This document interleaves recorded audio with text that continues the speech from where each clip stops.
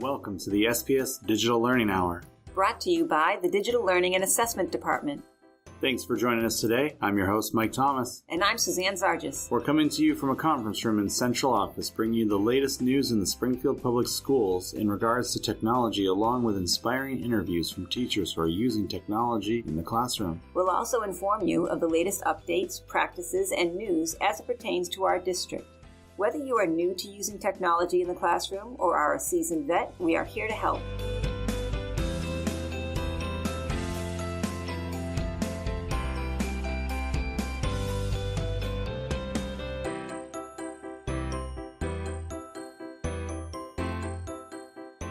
Thanks for joining us today. In case you missed it, we have training videos up the wazoo out on Microsoft Stream. I continually add to them. In fact, I know that there is a bunch of new MCAS videos that I didn't make, but they have been also added. So if you're a testing coordinator, if you're looking at how to do something, I would suggest going and checking out these videos. They're all on Microsoft Stream, which you can get through Office 365.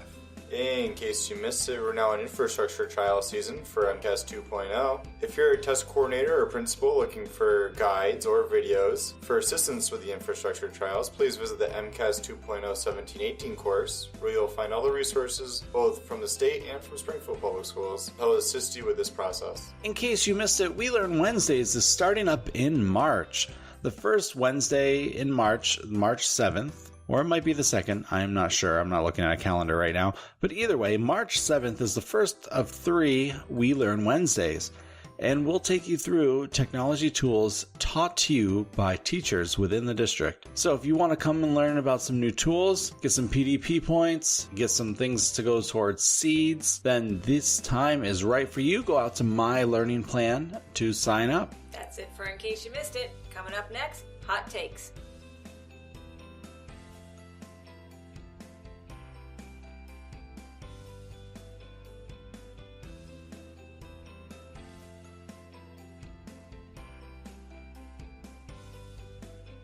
Thanks for joining us today. This is part 1 in a series on talking about reading online and reading on the computer. And so throughout this discussion, we're going to talk about some of the pitfalls that you may run into, some of the solutions that we have heard and read about from not just articles, but the people in this district. So this conversation will go over the next couple of weeks. And please, if you have any comments or questions after you hear something, let us know by leaving a comment on Yammer, and that we can either respond to there or we can include in our next podcast.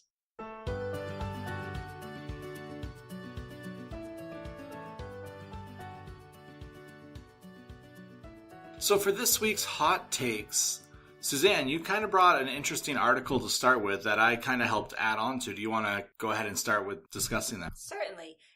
Well, as our listeners probably know, I'm a little bit older than you and Brendan, Mike. So with age comes a lot of reflection, and I love having this job at this particular time and just watching how education is changing the more and more we use technology.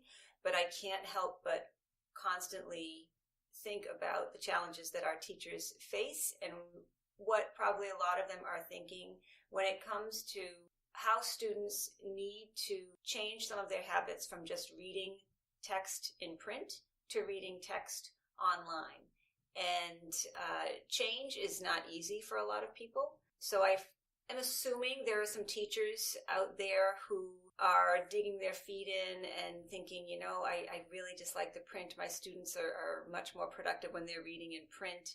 But I found this article that had some tips for teachers to help their students' comprehension when reading online. So I thought I would share it, and we would have a great discussion about it. Yeah, so the article, the CNN article that you sent, which was a discussion from back in October about the difference between print and digital. I don't know, I found it very interesting, some of the results that they had. It made me wonder the size of their study, though. Because I think with statistics, like anything over 30 people, if I remember correctly, and those math geeks out there can correct me if I'm wrong, that's when they start to say it's a viable study if it's more than X number.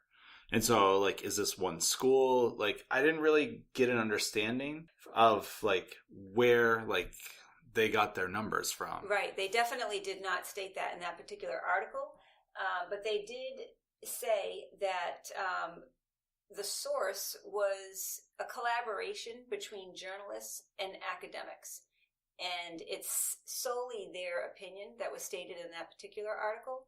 So I tend to agree that it probably wasn't a large study, but what I found interesting was in the additional articles that you found, the same outcome came about in that students' comprehension was better on print than online unless they were specifically taught how to read online. Exactly, yes. And I found the same kind of context when I was reading through Michael's additional articles. Of course, when I read the CNN article, I kind of had the same thought process as Mike in terms of, well, who are these students in terms of demographics, age, so on and so forth. But nevertheless, the theme remains the same in terms of the transition from print to online media and reading.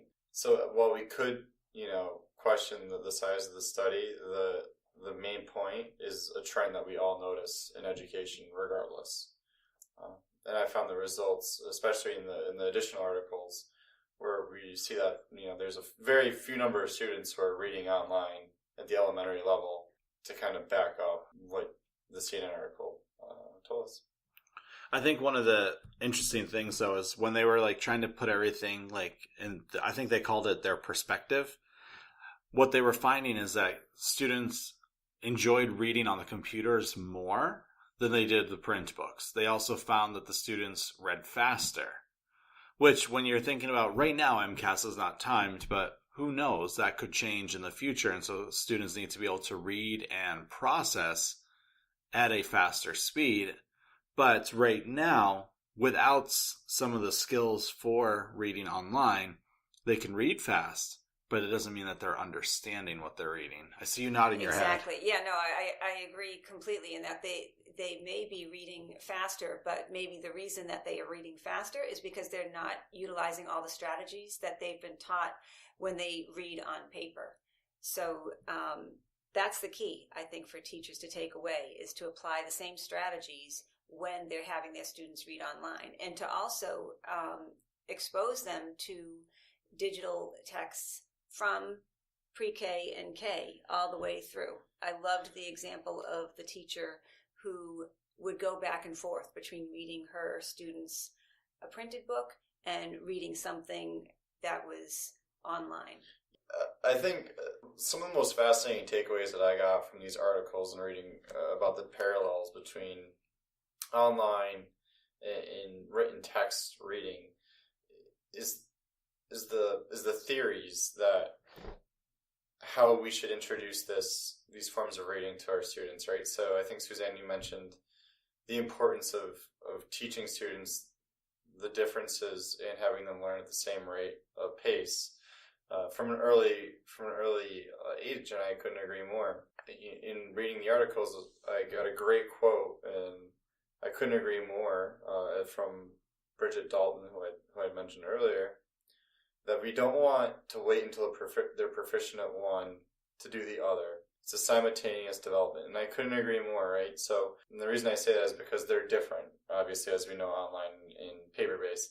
One's linear, one's non-linear. It's important to transition these kids, or transition students, into being comfortable with both facets of reading. Exactly. It's people have in their minds what teaching reading looks like, but today we need to teach kids, as one person said in the article, to read the world. They're not, when you're learning to read, you're not just reading paper. You're reading a lot of online text. Obviously, right? Because, as I was saying, online reading isn't linear, right? You can click on hyperlinks. You're going to see pop-ups, and it's important for teachers to message that and to explain to students from an early age group how to use censorship online, how to use privacy. It's more than just about reading. But you make a great point that teachers, and I was a student looking to become a teacher at one point. Teachers aren't taught that in college, so it's hard when you transition from what you know as an educator, which is teaching students to read by using text, which has been the way it's been taught forever, right? To now we're in this new age of digital learning. And I think it really, the whole system has to catch up, not just from the school level, but to how we're developing teachers to prepare students for this contrast. Right. There's so much that goes into it. And think of how distracted young children are to begin with, without being online with all the pop-up ads or extra hyperlinks that they have to maneuver in a reading. So a teacher needs to guide them through that process. They do, and they need to think outside the box. One of the articles brought up a teacher who's using wiki pages to ensure that students aren't, veering off and navigating into unknown places of the internet to be distracted. And maybe I should have wiki pages set up for myself so I don't end up on, whatever site reading news articles. So you can see how teachers are getting creative as they adjust. But there's also, and understandably, a group of educators who may be kind of not set in their ways, I guess you could say, but maybe hesitant to this online trend of learning. So it really is, it's fascinating to see, and especially as it plays out and becomes more prevalent in our standardized testing, as we head towards an all online standardized test, which is obviously the measurement for our standard of growth and progress here at Springfield. Right, and I have a couple of points listening to you speak. One is, as you said, think of how difficult it is for us as adults to focus and not click on everything that's available to us online. So that's going to be multiplied at least 100 times when it comes to children, to teach them how to focus when they're reading online. And the other point was how teachers need to guide their students in understanding that when you do have those hyperlinks or alternate paths available to you when you're reading online, to think about, do I need to click on that to gain a better understanding, a better comprehension of the text that I'm reading? And if that's the case, then yes, go ahead and click on that hyperlink and go to that extra resource to increase your comprehension.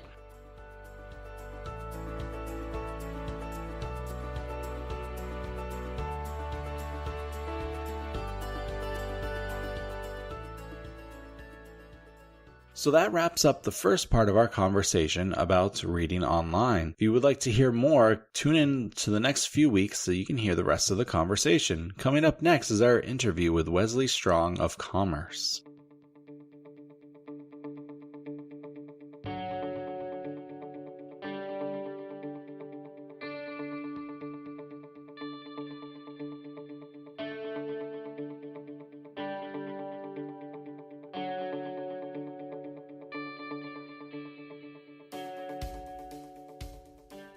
So earlier this year, I had the opportunity to go over to Commerce and interview Wesley Strong, a teacher over there who is highly embedded into all of the technology and that they are doing. In fact, he is their tech coordinator amongst the history classes he teaches and some of the other various responsibilities he has in the school. So go check out this interview and leave us some notes in our comment section or on Yammer about what you think.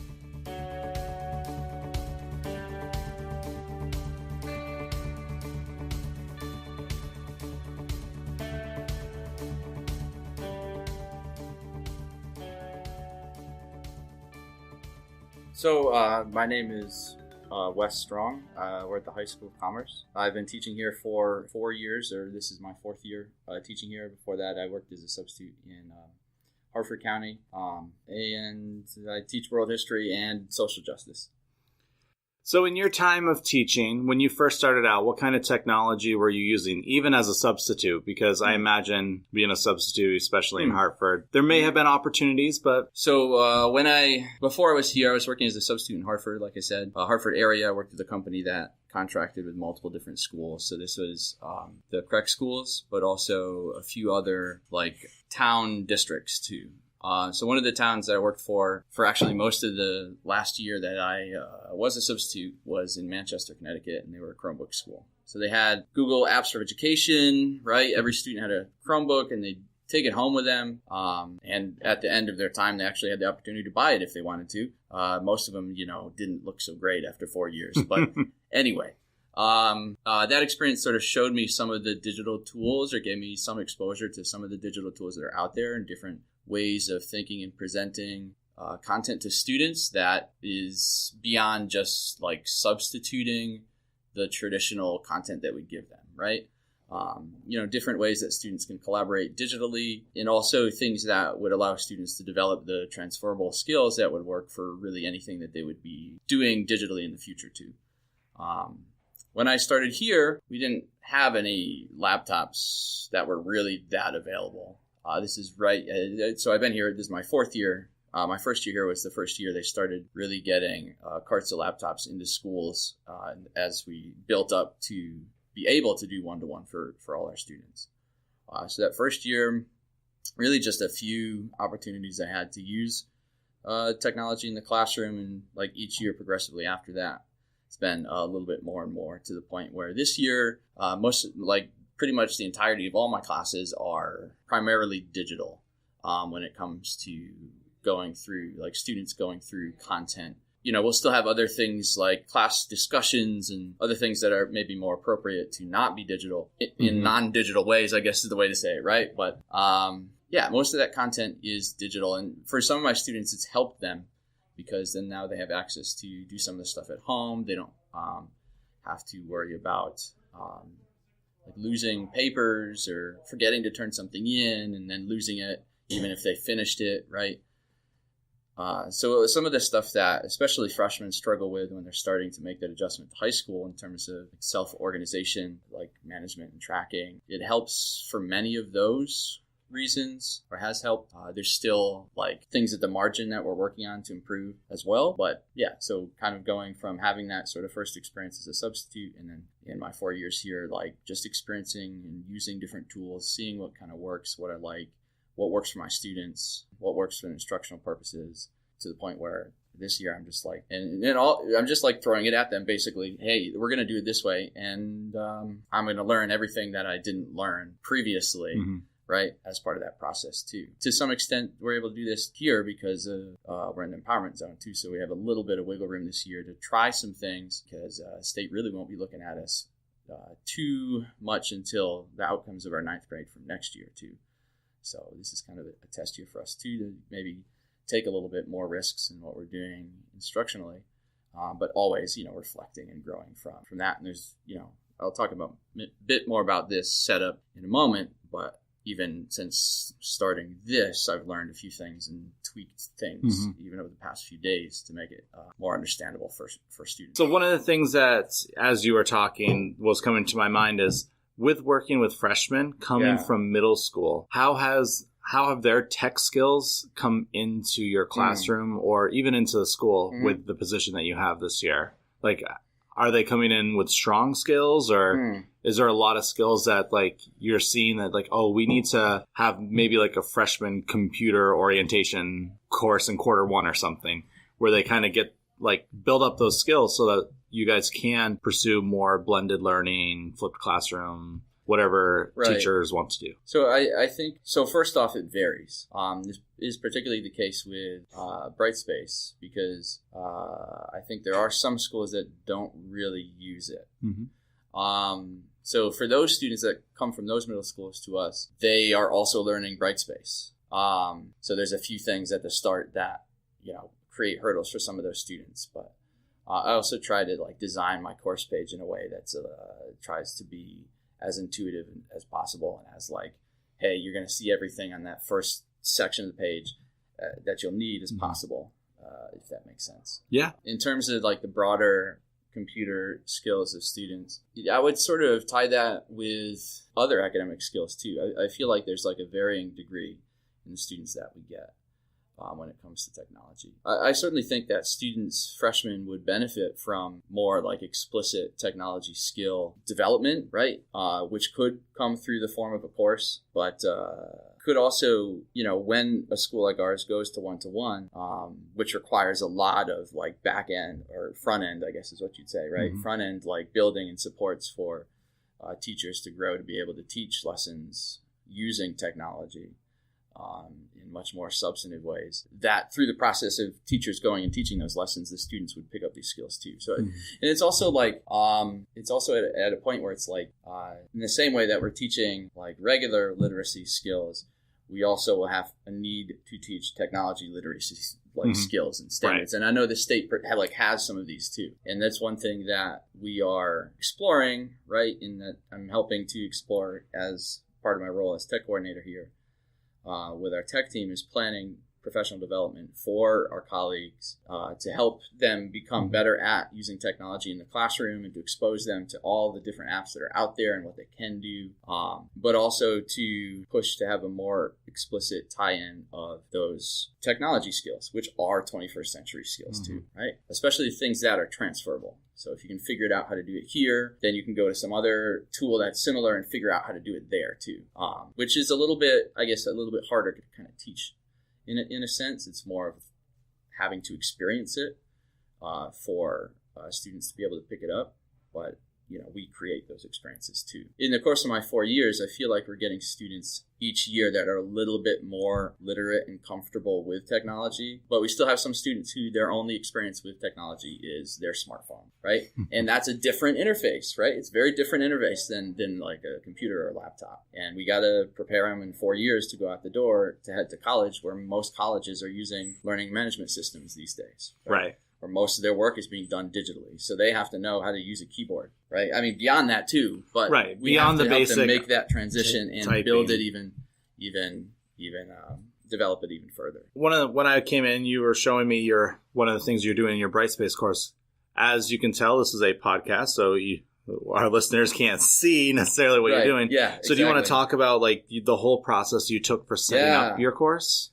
So there's a couple things really with this. And first, it really started with this idea of how can I digitize all the work that my students do in the classroom so that work isn't getting lost, so that things can be saved and not lost when students are doing things digitally, because many of our students would like open Word on the desktop, save it to like the downloads folder in their student laptop that was not assigned to them, and like the next day or two it'd be gone, right? Because that's the way the machines are set up, right?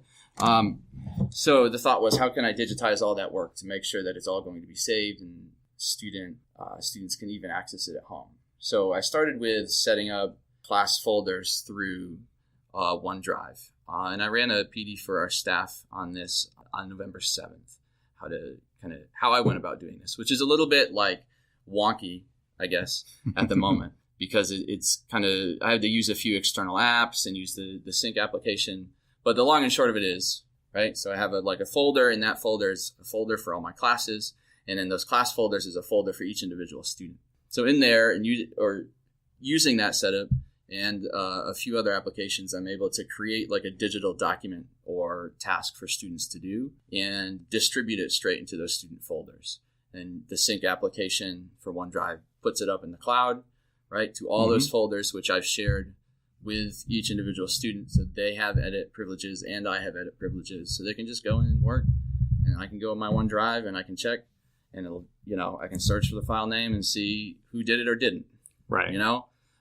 So from there it was like, and to be honest, like this is something that I've been trying to do, instructionally speaking, even if it wasn't digital, for a while, because I think that there's a lot more value to the one-to-one conversations that we have with students when learning is happening than the 1 to 25 conversations, right? And this is a great way to do that, where I can do a 1 to 25 conversation for 5 minutes to like introduce what is happening in that lesson, and then students can go and do it. And when they run into speed bumps, they can, we can figure it out, right?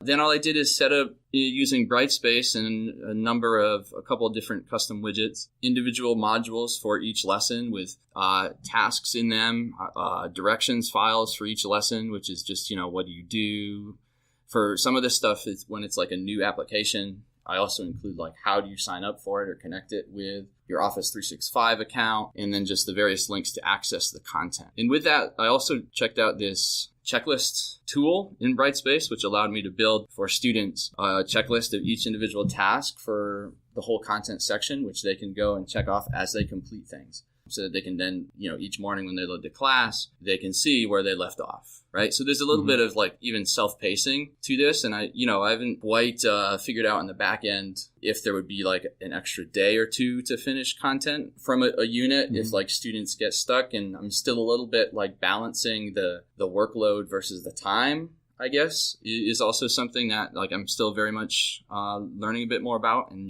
what is the appropriate amount of work to ask our students to do in the amount of time that we have with them, I guess, through doing it this way. I think for many of my students has allowed them to kind of see what they are doing, where it's going, right? And to like have a more clear visual presentation of their progress, which I think is something that a lot of students want, right? We always get those, hey, mister, what's my grade questions? Right. And my response is, I can't memorize grades for 100 students, right? And it also builds some of the skills, especially for freshmen, that I think are really important. The self-organizational skills, the accountability, like being accountable to themselves, that self-accountability or sense of accountability in the process of learning, which I think, a lot of freshmen come in without the ability to really do that. So any way that we can like root those skills that we want our freshmen to develop explicitly into the way that we are teaching, I think helps. So it's very much an experiment at this time, but yeah, I'm seeing some good outcomes from it in my students, particularly in their attitudes to the work that we're doing in the classroom. It makes a little bit more sense to them. The sequence makes more sense. It's more looking at like, we're going to get to this thing way over here, but this is the scope of the work that we're doing to get there. Right. So the path is a lot clearer, and I think that consistency helps a lot, and particularly with freshmen, but I think it helps with all students too. Yeah, and I'm thinking like you're a history teacher, and so for the students to understand like why it's important to know how we got to where we are from where we came from, like being able to see that almost linear path that they're taking. Like your end goal is this. You're going to see, we're going to do all these things. And so like this to me is like a very well laid out path for the students to see. And it would be great to see other teachers doing this too, or trying other things. So with setting all this up, you kind of alluded to it, but what have been some of the challenges that you've come across? So one of the challenges that came up the first day is that students weren't able to intuit or like quickly figure out how the items on the checklist connect with tasks in the lessons in the content modules. So all I did was add codes. So each lesson is coded L something. Lesson 1, lesson 2, lesson 3, L1, L2, L3, right? And then the tasks themselves, T1, T2, right? So that it ties in explicitly with the checklist. What I didn't do in this module, because these first 5 lessons were set up before I did the coding, was to also put those codes in the titles of each task.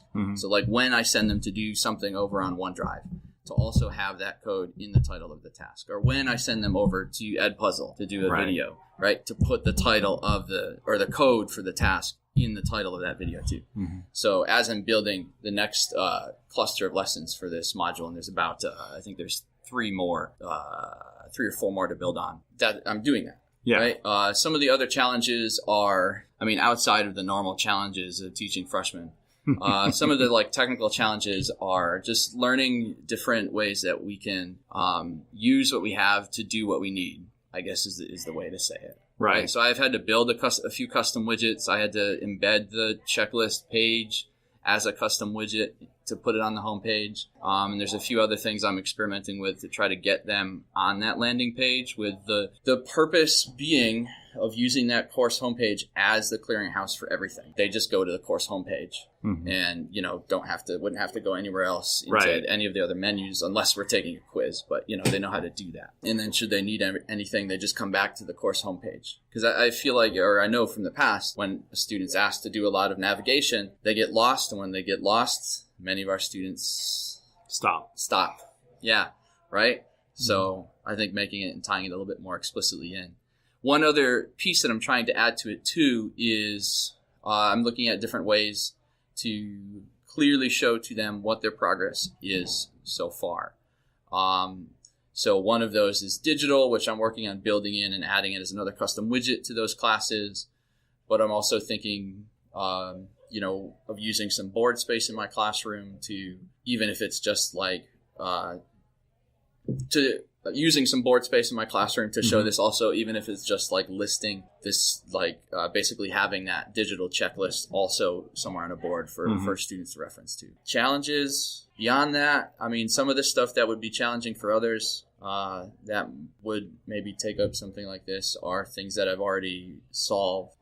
Like I use Edpuzzle a lot, which is a video site, which if you have every student in a class listening to the same video at the same time, it's a little bit harebrained. Right. But almost like I got headphones. Right. So I got headphones, right? I got those a couple years ago. So in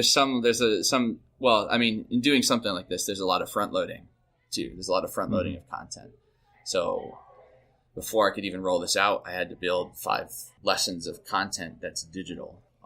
And with the explicit desire to tie in as many different learning tools to that too. So it's not like doing the same thing every day, right? But just the content changing, and I guess that's a challenge too. So I'm still looking for a few more tools to kind of diversify the the different functional tasks that students would be doing through their learning process. So I use a few now: Edpuzzle, Actively Learn, OneDrive, and then just like different websites and stuff that have just content for students to informational text and stuff like that for them to like do Cornell notes on. And then there's a few things that I've traditionally done on paper that it's like figuring out, well, how do we do this digitally and be a little bit different in a sense too. I think it's it takes some time to front load, but I certainly have learned from it too. Well, I would love to sit here and talk more with you, but as I'm looking down at the clock here, we've talked for a while and we're running out of time because, as our listeners know, we do a lot of our interviews during the day, and so you have probably a class to go teach soon, or in about 20-ish minutes. So, and I want to give you time to prepare for that. So, any parting words for our listeners? Well, hey, I think there's a lot of wonderful things that we can do with technology. I think it takes a willingness to kind of take risks with some things, to push our use of technology beyond just replacing us. Right. So there's this, the studies that have come out about, will automation replace you? Teachers are on the very extremely unlikely end of that. I guess my point is that using technology in ways in our classrooms that is dramatically different than what we would be doing in a traditional classroom without technology. That requires, like I said, it requires some risk taking. It also requires some learning from each other too. I think for our students, as we're looking to the future, they're going to need they're going to need to be really dynamic, right? And adaptive. So we need to also be dynamic and adaptive in how we provide learning experiences to them as well. I think technology is a great way to do that. And for us to explicitly build in those tasks and experiences that will develop those transferable skills that our students could use regardless of where they go. Again, this has been a great interview. I'm sure we'll get back and do more interviews as the years go on. But I just want to thank you again for your time. Yeah.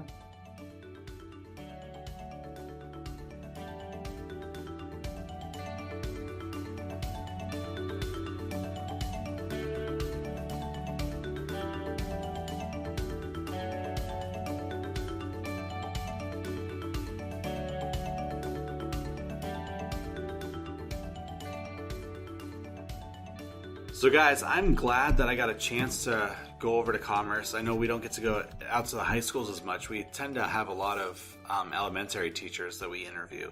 And so it was really great to meet him and talk with him about different technology tools that he's using in the classroom. And one of the things that he did talk about during his time that he actually was showing me was just his use of Brightspace.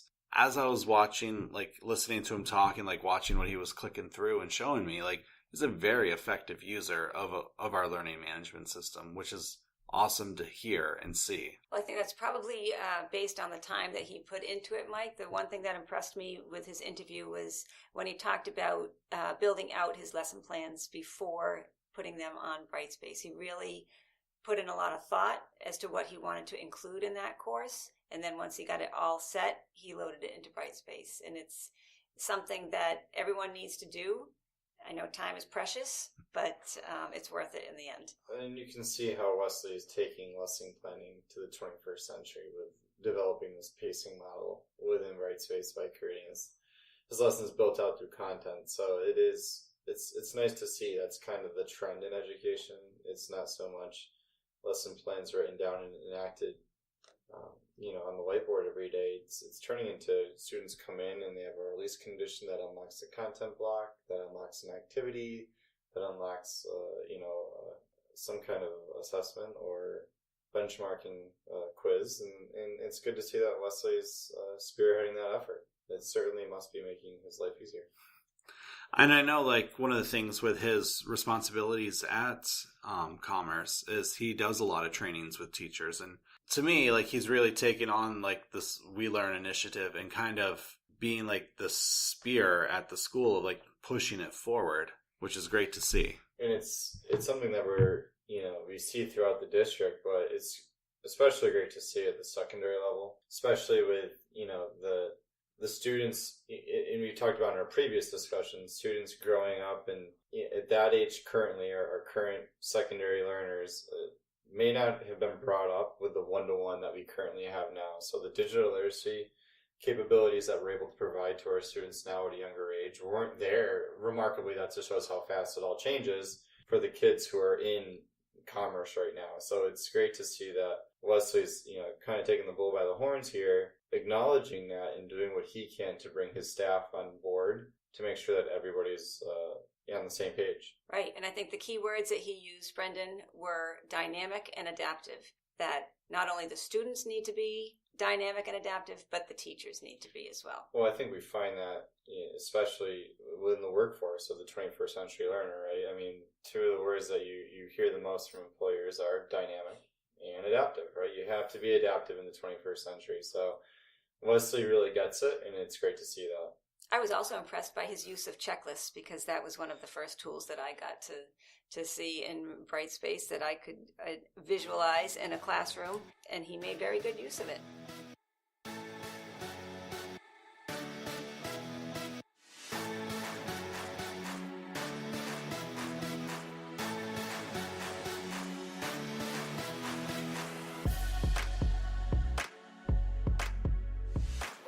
So I just want to again thank you guys today for listening to us. If you want to leave us feedback or you have questions, the best place to do is actually out on Yammer. If you've not logged into Yammer, it's an Office 365 app. We have our own page, SPS Digital Learning Hour. It's a great place to leave us messages. You can always email us, DLA support@springfieldpublicsschools.com. That's it for today. I'm Mike Thomas. I'm Suzanne Zargis. And I'm Brendan Reed. And we'll see you next week.